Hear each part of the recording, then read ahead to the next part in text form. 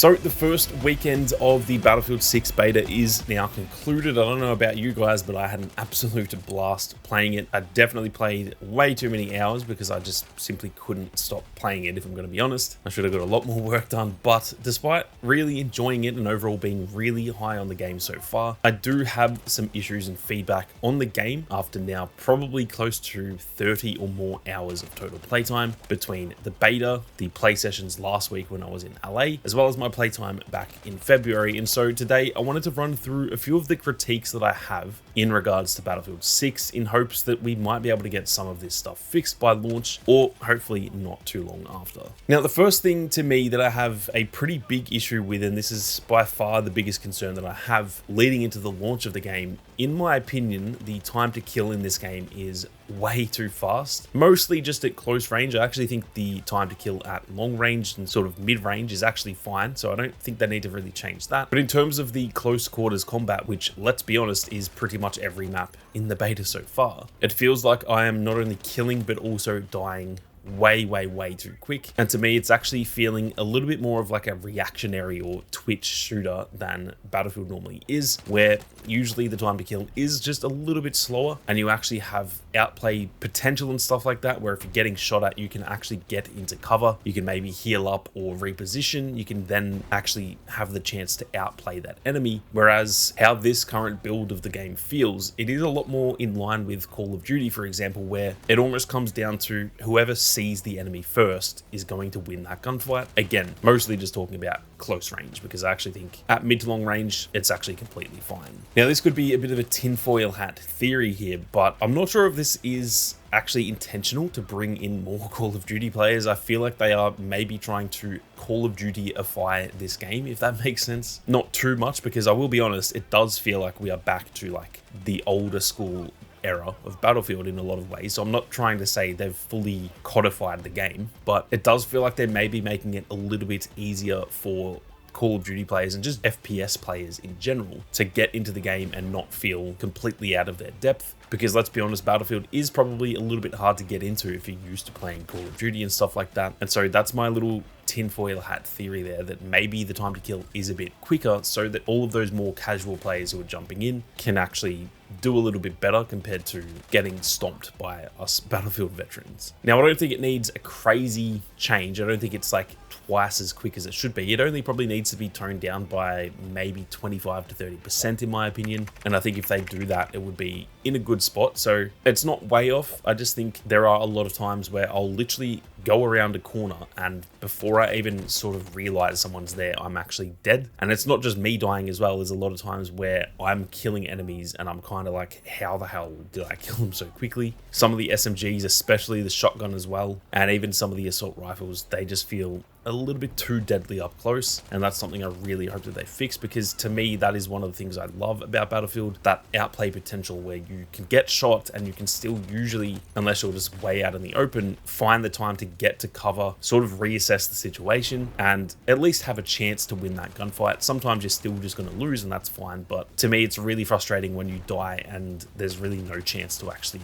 have a say on that gunfight. You literally just get shot and die immediately. It does become very repetitive in my opinion. Now, speaking of repetitive, the next issue that I've got here is to do with the maps, and weirdly, I actually really enjoy the maps compared to a lot of the previous Battlefield games, especially 2042. I think that game had borderline no good maps in it. Some of the post-launch maps were decent, but I think when it launched, genuinely every map was not good. And so I think the maps in this game are a lot better, but my issue with them is that they all feel like they're meat grinders, which is again not something we're really used to in Battlefield. There's always usually one. We always, we have Metro or we have Locker. There's always a couple spread throughout all of the Battlefield games where it is known as like the meat grinder map, and I don't have an issue with that. But the thing with that is it's fun in small doses. If you forced me to play Operation Locker 24/7, I'm probably going to throw my PC out the window, to be honest. So that's one complaint that I do have about the maps, is they're all very meat grindery. I feel like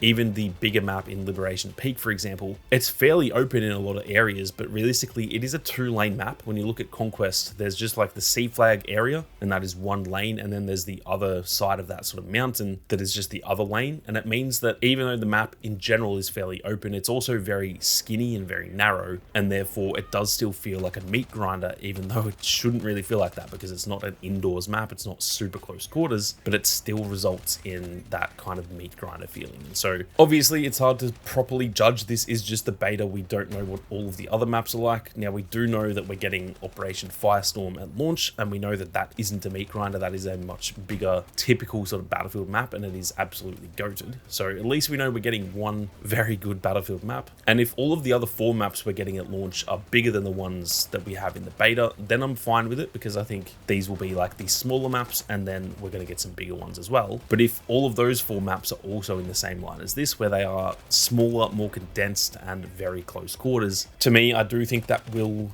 get very repetitive very quickly. And I'll be honest, I'm probably going to be just setting up a Portal server that is Operation Firestorm 24/7, because at least we know that map is not in the same line as these ones. So that's a small concern that I have. I hope that they do have some bigger maps in store for us. It's also not just about the actual size of the map, it's more about the map flow. And like I said, with even Liberation Peak, that's a fairly big map, but it's pretty narrow, and it's just got the 2 lanes. I think if they can have small maps that just aren't as chaotic, that can still work too. So it's not just about the size. And I also think there is a fine line as well, personally, where they can go the other way and make them too big, and that's kind of the complaint we've all actually had in all of the previous Battlefield games since Battlefield 1. I think all of those games have a lot of maps that are actually too big. So maybe they've just like overcorrected here, and they've heard our complaints, and now they've made them a bit too small. I'm not too sure. Or like I said, maybe they are even just like catering to the casual, more Call of Duty player base with the beta, giving us some of the smaller maps to get people excited who aren't usually Battlefield players, and then when it launches, hopefully there are some bigger ones. So we're gonna have to wait and see, but that is definitely something I'm a little bit concerned about as of right now. Now, just quickly, I've actually got a very exciting announcement for any of you who are in Sydney. I'm actually going to be there this weekend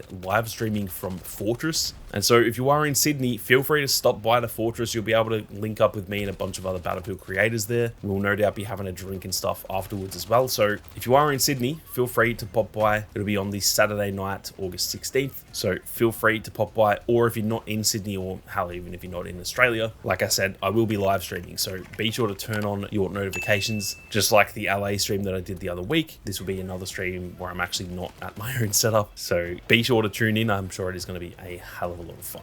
Now, the next complaint that I've got here is something that I think is hopefully a bit of an easy fix, but I'm a bit concerned that the sniping is kind of overpowered just a little bit, not a crazy amount, but there's just a few things that lead to it being slightly overpowered in my opinion. Now, first and foremost, at least from what I can tell, it seems the sweet spot mechanic is back, and in my opinion, get that shit out of this game immediately. Delete anything to do with the sweet spot. I have no idea why they brought that back. For those who don't know what the sweet spot mechanic is, it's essentially just a certain range with snipers where they technically deal more damage. I think in this game, from what I can gather, it's 85 to 105 meters. And in that range, you can actually just get one-shot kills to the body, which is how it was as well in Battlefield 1. So in my opinion, just delete that. I don't know why they would bring that back. It's one of the most hated mechanics in the Battlefield fan base. Once again, not sure if they're maybe trying to cater to the Call of Duty player base here, but get that shit out of the game. I much prefer it when there is an actual skill curve, so you have to hit your headshots. It's not that freaking hard, guys. If you can't hit a headshot, just put the sniper away and go play with an SMG or something. So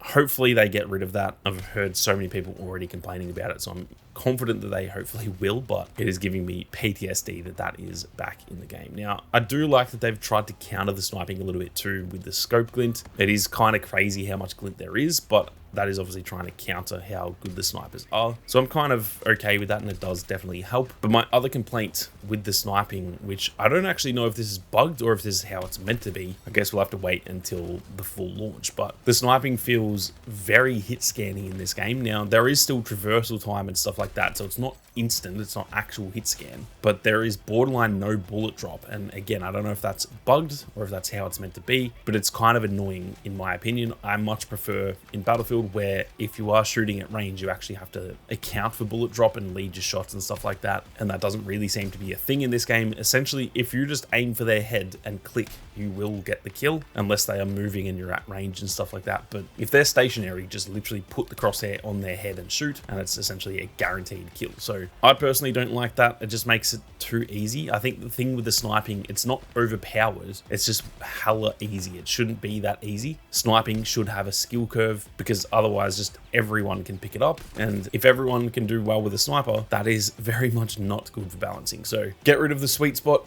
hopefully add a little bit more bullet drop, and I think outside of that, the sniping should hopefully be in a pretty good state. Now, the next thing that I've got an issue with, and I'm not going to lie, you guys are going to get so sick of me saying this post-launch and everything. I will be saying this until they add it, so keep that in mind. But the matchmaking in this game is actual arse. Please go back to just not kicking us from lobbies. When the round ends, just load everyone in that game into the next match. If people want to quit, they can quit. If people want to stay in there, they can stay in there. It is so frustrating. I don't know why this has happened over the last 5 or so years, but that is now just the norm in every shooter. You play a game, you get kicked back to the menu, and it is super frustrating. Now, they seem to have slightly countered that in this, where you don't actually get kicked back to the menu, but it does still refresh the lobby. And so I have found that I'll be defending, for example, on breakthrough, the round will end, and then it'll load into the next one, and I'm just defending on the same map. And it's like, what are you doing? I should be on the attacking team. Stop refreshing the lobbies. Go back to how it was in like Battlefield 5 era and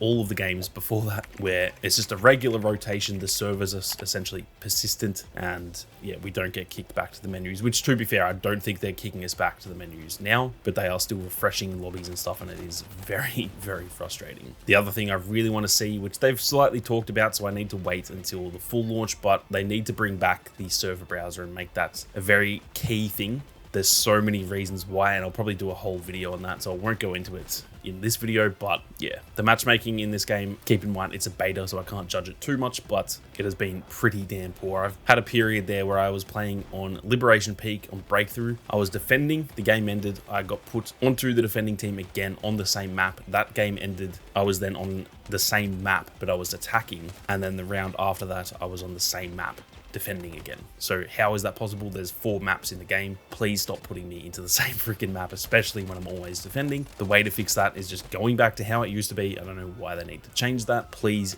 DICE and everyone at the Battlefield studios, please fix this, because it is so frustrating, and it just gives me PTSD of Call of Duty, where you literally just get into a game, get kicked every time, and it's just so damn annoying. Now, one thing that I will say, which is actually more on the positive side, this is the final point that I've got to make here, is that they've actually changed my mind on locking weapons to classes. Now, I was the dude who was just constantly saying, no, bring it back to locked weapons, bring it back to the old Battlefield style, that's how it should be. And I'm not going to lie to you guys, in the 30 plus hours of playtime I've had, I have not played a single match of the locked weapons like playlist, because I actually have no interest in that anymore. I think they've proven now that it was actually just the specialists that made it feel terrible in 2042. They have very much made the classes in this game feel a lot more defined, and so to me personally, having the classes as they are and then unlocking the weapons, I do actually now believe that is the best way to do it. So they've completely changed my mind on that. I'm a pretty stubborn dude, so